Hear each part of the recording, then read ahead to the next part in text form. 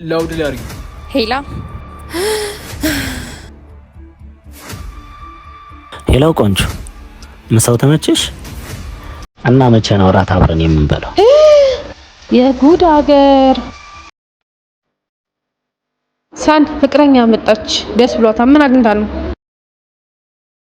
የኔ ፍቅር እኔ ዛሬ ምሳ ምጋብዝክ የት ይሆንልክ?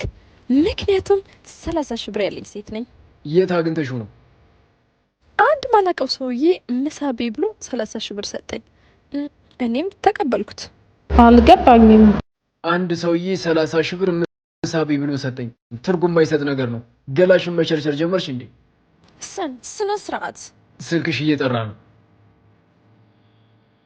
አይ አስፈላጊ አይደለም። አስፈላጊ መሆንና አለመሆኑን ስታነሹ ብናውቅ አይሻልም? አንሺው። ላውድ ላይ አድርጊው። ሄላ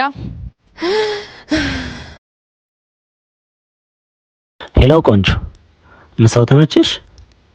እና መቼ ነው እራት አብረን የምንበላው? የጉድ አገር ወንድሜ በጣም ነው እንዲያፍታም የሆንከው። 30 ሺህ ብር ግን ለምሳ አላነሰም? አንተ ደግሞ ማን አባነ? ሴቶች ግን ገላቸውን በምሳ ይቀይራሉ ማለት ነው። እንደዚህ አይነት ሴቶች ያሉ አይመስሉኝም ነበር። ሴቶች ሰን በቃ ወንድ ልጅ ለሴት ለሚያወጣው ለእያንዳንዱ ሳንቲም መልስ ይፈልጋል።